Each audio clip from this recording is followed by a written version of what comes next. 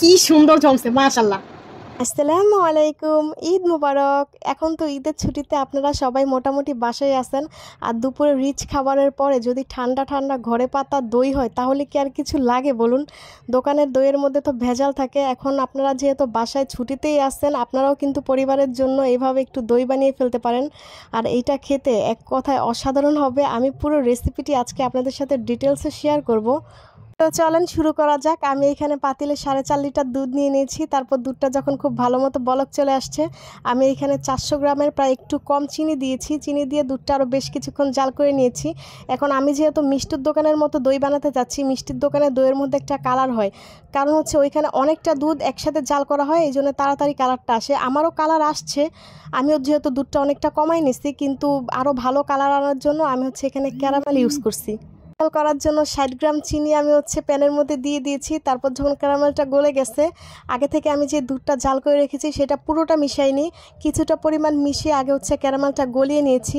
যখন ক্যারামেলটা গলে গেছে তারপর হচ্ছে বাকি যে দুধটা জাল করা ছিল ওইখানের মধ্যে দিয়ে দিয়েছি। এটা দেওয়ার পর কালারটা কিন্তু একদম জোশ আসছে। এমনিতেও হচ্ছে কালার ঠিকঠাকই ছিল, আমি হচ্ছে আরেকটু কালার করলাম আর কি। এইভাবে আপনারা চাইলে অনেকটা দুধ একসাথে হচ্ছে ক্যারামেল দিয়ে কালার করে নিতে পারেন, যাতে দইটা দেখতে আরও বেশি লোভনীয় হয়। তারপর হচ্ছে ক্যারামেলটা দেওয়ার পর আমি আরও বেশ কিছুক্ষণ জাল করে নিয়েছি ভালো করে। দেখুন, আপনারা দেখলেই খেয়াল করতে পারবেন দুধ কিন্তু পুরোটা পাতিল ভর্তি করে নিয়েছিলাম। আমি জাল করতে করতে প্রায় অনেকটা কমিয়ে ফেলছি। পারফেক্ট দইয়ের জন্য হচ্ছে আপনাকে দুধটা অবশ্যই বেশি সময় নিয়ে জাল করতে হবে। তারপর হচ্ছে আমি এখানে দুধটা নেড়ে একটু ঠান্ডা করে নিচ্ছিলাম। আর ওপর থেকে চামচ দিয়ে এভাবে বেশি করে নেড়ে নিলে হয় কি, দুধের ওপর একটা ফেনা তৈরি হয়। এটা হচ্ছে মিষ্টির দোকানে এরকমভাবেই সেল করে। আমি পুরো হচ্ছে দোকানের মতোই বানানোর ট্রাই করতেছি। তারপরে এখানে আমি দই বীজটা রেডি করে নিচ্ছিলাম। প্রথমে হচ্ছে দই দোকান থেকে আমি একটু কিনে এনে তারপর হচ্ছে ছাঁকনি চামচের মধ্যে দিয়ে পানিটা ঝরাই নিয়েছি, যাতে দইটা বানানোর পরে একটু পানি না ওঠে। তারপর ভালো করে দইটা ফেটে একটা সাইডে রেখে দিলাম। আর এইখানে যেই পাতিলটা দেখতেছেন এটা অবশ্যই শুকনো কাপড় দিয়ে মুছে নেবেন। এটা হচ্ছে ধুইতে যাবে না, তাহলে কিন্তু দই ভালো করে জমবে না। আমি এই পাতিলটা হচ্ছে সবসময় নতুনটা ইউজ করি, যাতে হচ্ছে দইটা ঠিকঠাক মতো জমে যায়। শুকনো পাতিলটার মধ্যে যেই দই বীজটা রেডি করে রাখছিলাম ওইখান থেকে হচ্ছে একটু দই বীজ নিয়ে পাতিলটার মধ্যে লাগিয়ে দিলাম। তারপর আগে থেকে যে দুধটা আমি জাল করে রেখেছিলাম ওইটার সাথে ওই দই বীজটা ভালো করে মিশিয়ে দিয়েছি। এখানে হচ্ছে ভালো করে মিশিয়ে তারপর হচ্ছে পুরোটা দুধের মধ্যে ঢেলে একবার মিশিয়ে নেবেন। অবশ্যই হচ্ছে আঙুল দিয়ে দুধটা চেক করে নেবেন যে দুধটা ঠিকঠাক মতো ঠান্ডা হয়েছে কিনা। পুরোপুরি ঠান্ডাও না, আবার হচ্ছে একদম গরমও না। বেশি গরম দুধের মধ্যে দইটা দিলে ছানা কেটে যাওয়ার সম্ভাবনা থাকে। তারপরে দই বীজটা দিয়ে খুব ভালো মতো লাগাই নেবেন।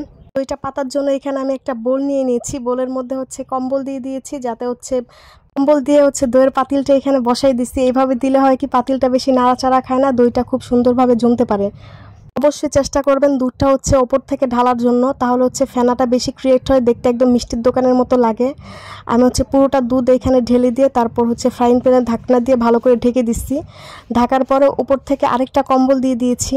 আমি এখানে দইটা রেখেছিলাম 8 ঘন্টা। আমি 1টা বাজে বসাইছি, 9টা বাজে হচ্ছে দইটা বের করে ফেলছি।